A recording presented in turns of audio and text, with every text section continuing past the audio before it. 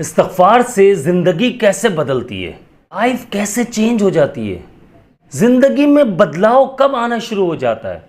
इस्तिग़फ़ार करने वाले वो कौन से लोग होते हैं जो बहुत ज़्यादा खुशनसीब होते हैं, जिनकी ज़िंदगी में तेज़ी से बदलाव आना शुरू हो जाता है, ज़िंदगी में चेंजिंग आना शुरू हो जाती है, उनके घर से परेशानियां ख़त्म होना शुरू हो जाती हैं, वो खुशहाल होना शुरू हो जाते हैं, बीमारियों से बाहर आ जाते हैं, हर किस्म की टेंशन परेशानी से वो बाहर निकल आते हैं। वो कौन से खुशनसीब लोग हैं जिन पर अल्लाह की रहमतें नाजिल होती हैं। इस वीडियो में इंशाल्लाह हम बात करेंगे कौन सा खुशनसीब वो लोग हैं जो इस्तिग़फ़ार करते हैं और उनकी ज़िंदगी चेंज हो जाती है, उनकी ज़िंदगी बदल जाती है। तो शुरू करते हैं वीडियो को। अस्सलामु अलैकुम वरहमतुल्लाहि वबरकातुहू। बिस्मिल्लाहिर्रहमानिर्रहीम। रब्बि इश्रह ली सदरी वयस्सिर ली अमरी वहलुल उक़दतम मिन लिसानी यफ़क़हू क़ौली अल्लमल इंसान मा लम यअलम रब्बि ज़िदनी इल्मा। मैं हूं अब्दुल्ला बिन हमीद और आप देख रहे हैं मेरा यूट्यूब चैनल। वो कौन से खुश नसीब लोग हैं जिनकी ज़िंदगी बहुत तेज़ी से बदल जाती है, जिनकी ज़िंदगी में बदलाव तेज़ी से आना शुरू हो जाता है, उनकी ज़िंदगी में सुकून आना शुरू हो जाता है, वो बीमारियों से बाहर निकल आते हैं, वो परेशानियों से बाहर निकल आते हैं, डिप्रेशन में जा चुके होते हैं या ब्लड प्रेशर के मरीज़ बन चुके होते हैं। इस वजह से वो टेंशन्स की वजह से ब्लड प्रेशर के मरीज़ बन जाते हैं, वो बीमारियों से बाहर नहीं निकल पा रहे। वो कैसे बाहर निकलते हैं और कैसे उनकी ज़िंदगी में बदलाव आना शुरू हो जाता है, बीमारियां अचानक से छोड़ देती हैं, हर परेशानी दूर हो जाती है, हर गम से बाहर निकल आते हैं। वो कौन से खुशनसीब लोग होते हैं? वो सिर्फ कुछ लोग होते हैं। और वो कुछ लोग कौन से हैं जो इस्तिग़फ़ार करते हैं, अल्लाह से माफ़ी मांगते हैं, अल्लाह से अपने गुनाहों की बख्शिश तलब करते हैं। और वो लोग स्पेशली जिन पर अल्लाह की रहमतें नाजिल होती है, वो लोग हैं जो अपने गुनाह को छोड़ते हैं। जो गुनाह हो जाए उनसे तो वो फ़ौरन अल्लाह ताला से माफ़ी मांगते हैं, अल्लाह ताला से रुजू करते हैं, अल्लाह ताला से बख्शिश तलब करते हैं। उनकी ज़िंदगी में तेज़ी से बदलाव आना शुरू हो जाता है, अल्लाह की रहमतें नाजिल होना शुरू हो जाती हैं उनकी ज़िंदगी में। ऐसे बहुत सारे वाक़यात हैं मेरे पास, बहुत सारे ऐसे लोग हैं जो दिल से इस्तिग़फ़ार करते हैं और अपने गुनाहों की माफ़ी मांगते हैं। उनकी ज़िंदगी में कुछ ही हफ्तों में बदलाव आना शुरू हो जाता है। और एक भाई तो ऐसे हैं, असद साहब, और वो जो है इस वक्त साउथ अफ्रीका में होते हैं। और उन्होंने मुझे कहा, जब मुझसे ज़्यादा नहीं 15-20 दिन पहले की बात है, उन्होंने मुझसे कहा इस्तिग़फ़ार के बारे में, मुझसे मालूमात की मेरे व्हाट्सएप चैनल पर। तो मैंने उनको अच्छे से समझाया और जब उन्होंने इस्तिग़फ़ार शुरू किया तो वो जिस परेशानी में मुब्तला थे वो 7 दिनों में उनकी परेशानी ख़त्म हो गई। सिर्फ एक हफ्ते में उनकी परेशानी ख़त्म हुई है। उन्होंने क्या किया था, मैंने सबसे पहले उनको समझाया यही था। आज मेरा इस वीडियो को बनाने का मकसद यही कि मैं आप लोगों को समझाऊं। मैंने ये समझाया था, भाई गुनाह जो हो रहे हैं आपसे, सबसे पहले आप शर्मिंदा हो, अल्लाह ताला से माफ़ी मांगो, बख्शिश तलब करो और वो गुनाह छोड़ दो। अब उन्होंने कहा मुझसे तो कोई ऐसा गुनाह नहीं हो रहा। मैंने कहा यही तो हम में सबसे बड़ी खामी है कि हमें लगता है हमसे कोई गुनाह नहीं हो रहा। मैंने कहा ढूंढें, आपकी ज़बान से तो किसी को तकलीफ़ नहीं हो रही, माँ बाप तो आपसे नाराज़ नहीं है, बीवी आपकी वाइफ जो है वो नाराज़ तो नहीं है, बच्चे तो परेशान नहीं है। मैंने नाम इसलिए लिया कि उन्होंने जब उनका 7 दिन में ये काम बना, उन्होंने खुद से कहा मुझसे कि मेरा नाम लेकर बताएं, वरना मैं कभी भी आप लोगों को मालूम है आज तक मैंने किसी का नाम नहीं लिया। उन्होंने खुद से कहा कि मेरा नाम लेकर बताएं कि मेरा 7 दिन में ये काम हो गया। ये 7 दिन के अंदर देखिए, खुश नसीब लोग होते हैं ये। बहुत सारे लोग ऐसे भी हैं जो मेरे पास, जो मुझे व्हाट्सएप पे भी कमेंट करते हैं, मैसेज करते हैं, और इसके अलावा यूट्यूब चैनल पे भी मेरे कमेंट्स आ रहे होते हैं, कह रहे होते हैं कि काफ़ी टाइम से, काफ़ी सालों से इस्तिग़फ़ार कर रहे हैं लेकिन कोई फ़ायदा नहीं हो रहा, ज़िंदगी बदल नहीं रही।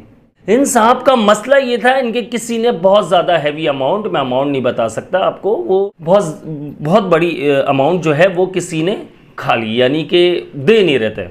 वो बिज़नेस में पैसा लगाया था, पार्टनर थे, वो दे नहीं रहे थे। और ये तकरीबन 8 से 10 महीने से पीछे लगे हुए थे। वो हर बार यही कहते थे कि यार इस महीने ले लेना, उस अगले महीने ले लेना, और अभी नहीं है, थोड़े दिनों में करता हूँ। यानी जो एक अमूमन जो आपने देखा कि टूपी ड्रामा चलते रहते हैं। अल्लाह रब्बुल इज़्ज़त ने ऐसा करम किया, ऐसा फ़ायदा हुआ उस बंदे को कि उसके पूरे के पूरे पैसे मिल गए और वो बड़े खुश हुए। उन्होंने यही कहा कि अब्दुल्ला भाई जब भी मैं पाकिस्तान आऊँगा इंशाल्लाह आपसे मिलने की भरपूर कोशिश करूँ। मैंने बिल्कुल मसला नहीं है, आप जब आए हमसे मिल सकते हैं, कोई मसला नहीं है, लेकिन आप एक हफ़्ता पहले कम से कम हमें बताइएगा ताकि हम कहीं बिज़ी ना हो, कहीं मसरूफ़ ना हो, फिर बंदा फ़ोन ना उठाए, बात ना कर सके, मिल ना सके तो किसी की दिल आज़ारी ना हो। आप लोगों को समझाना चाह रहा हूँ, देखिए दिल से जब अल्लाह ताला से आप इस्तिग़फ़ार करते हैं, अल्लाह ताला से बख्शिश तलब करते हैं और अल्लाह ताला की जब रहमतें नाजिल होना शुरू होती है, ये याद रखिएगा इसका फ़ायदा सिर्फ आपको नहीं, आपकी पूरी फैमिली को, आपके पूरे मोहल्ले वालों को होता है। अल्लाह की रहमतें नाजिल होना शुरू हो जाती हैं, बुराइयाँ, बीमारियाँ, आफतें, बलाएँ, परेशानियाँ अल्लाह पाक उस घर से, उस मोहल्ले से, उस फैमिली से सब चीज़ें, ये जितनी भी बुरी चीज़ें सब दूर कर देता है। और बंदे को इस चीज़ पर कामिल यकीन होना चाहिए, अकीदा मजबूत होना चाहिए। मैं आज जो आप लोगों को समझाना चाह रहा हूँ इस्तिग़फ़ार के बारे में, इस्तिग़फ़ार कैसे ज़िंदगी बदलता है, इस्तिग़फ़ार की वजह से कैसे ज़िंदगी में बदलाव आ जाता है, परेशानियाँ ख़त्म कैसे हो जाती है। मकसद यही है कि आपको मोटिवेशन मिले और आप लोग ये शुरू करें। स्पेशली उन लोगों को समझाना चाहता हूँ जो लोग कहते हैं कि हमारी ज़िंदगी में कोई चेंजिंग नहीं आई। तो भाई सबसे पहले नोट करो कि क्या गुनाह हो रहा है, आपसे ऐसा क्या गुनाह हो रहा है जो आपको लग रहा है कि गुनाह नहीं है लेकिन हकीकत में वो गुनाह है और अल्लाह ताला से माफ़ी मांगनी है। इसलिए कहते हैं अल्लाह ताला से सगीरा और कबीरा गुनाहों की माफ़ी मांगनी चाहिए, हर वक्त इस्तिग़फ़ार करना चाहिए, चलते फिरते इस्तिग़फ़ार करें, तहज्जुद में करें, आप बैठ कर करें, चलते फिरते करें, काम करते हुए आप कोई भी काम में लगे में इस्तिग़फ़ार करें, ज़बान पर विर्द जारी रखें। एक इस्तिग़फ़ार और एक दरूद शरीफ, बड़े फ़ज़ाइल इनके, बड़ी फजीलत है, बड़े बरक़ात हैं इनके, आप सोच भी नहीं सकते। ज़िंदगी इतनी तेज़ी से चेंज होती है, यकीन मानिए। मैं खुद इसलिए इस्तिग़फ़ार पे ज़्यादा वीडियो बनाते इसलिए हूँ क्योंकि मुझे पता है मेरी ज़िंदगी में बहुत तेज़ी से बदलाव आया।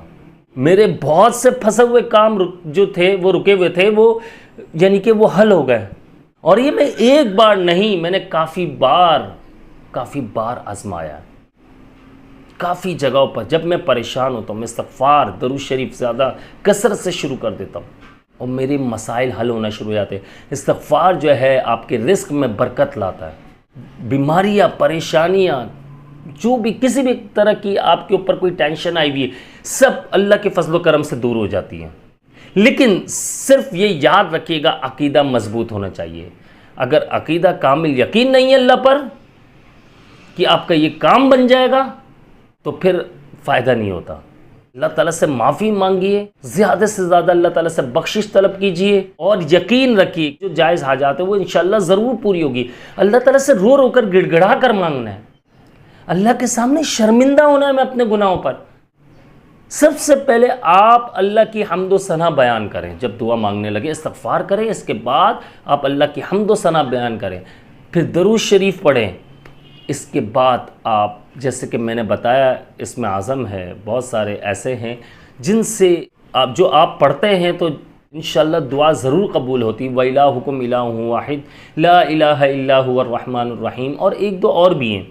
यकीन मानिए कि इसके बाद आप रो रो कर गिड़गिड़ा कर जब अल्लाह से माफ़ी मांगेंगे, बख्शिश तलब करेंगे और फिर इसके बाद अपनी जायज़ हाजात अल्लाह के सामने रखेंगे तो आपकी वो जायज़ हाजात क्यों पूरी नहीं होंगी? ज़रूर पूरी होगी। जैसे दूसरों के मसले हल होते हैं, इंशाल्लाह आपके भी मसले हल होंगे। ये वीडियो को लाजमी समझें। मैं जो अल्फाज कह रहा हूँ नहीं समझ आ रहा, दोबारा देखें वीडियो को, लेकिन समझने की कोशिश करें मैं समझा क्या रहा हूँ, और इंशाल्लाह देखिएगा कितना फ़ायदा होता है आपको। मुझे अपनी ख़ास दुआओं में याद रखिएगा। चैनल को ज़रूर सब्सक्राइब कर लिया करें और बेल आइकन को ज़रूर प्रेस कर दीजिएगा। मैं हूँ आप सबका भाई अब्दुल्ला बिन हमीद। अस्सलामु अलैकुम व रहमतुल्लाह।